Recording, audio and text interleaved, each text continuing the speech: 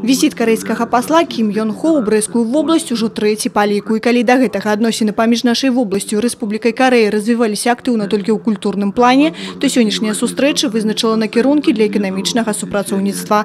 Асновай для развіцця адносін у першую чаргу служыць тэмп росту тавараабароту. Калі ў 2017 гэты паказчык склаў 113%, то за студзень-жнівень гэтага года ўжо больш за 150.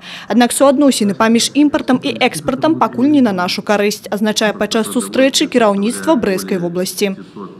Сегодня, к сожалению, мы не так много товаров поставляем в Республику Корея, больше это импорт из Республики Корея.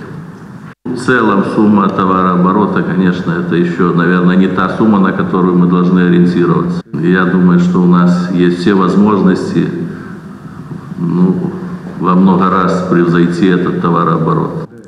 Даць значны штуршок у развіцці эканамічных адносін паміж Брэскай вобласцю і Рэспублікай Карэі можа смелае лагістычнае рашэнне, кажа спадар Кім Ён Хо. Зараз карэйскі ўрад актыўна распрацоўвае праект стварэння адзінай чыгуначнай магістралі, якая звяжа карэйскі паўвостраў і еўразійскі рэгіён.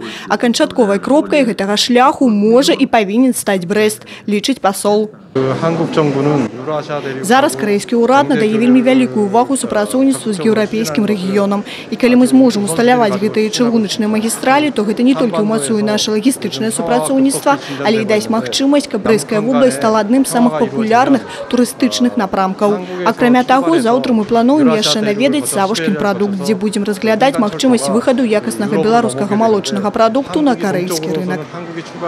Пасля завяршэння сустрэчы спадар Кім Ён Хо афіцыйна адкрыў дні карэйскага кіно, якія працягнуцца ў Брэсце до 3 лістапада.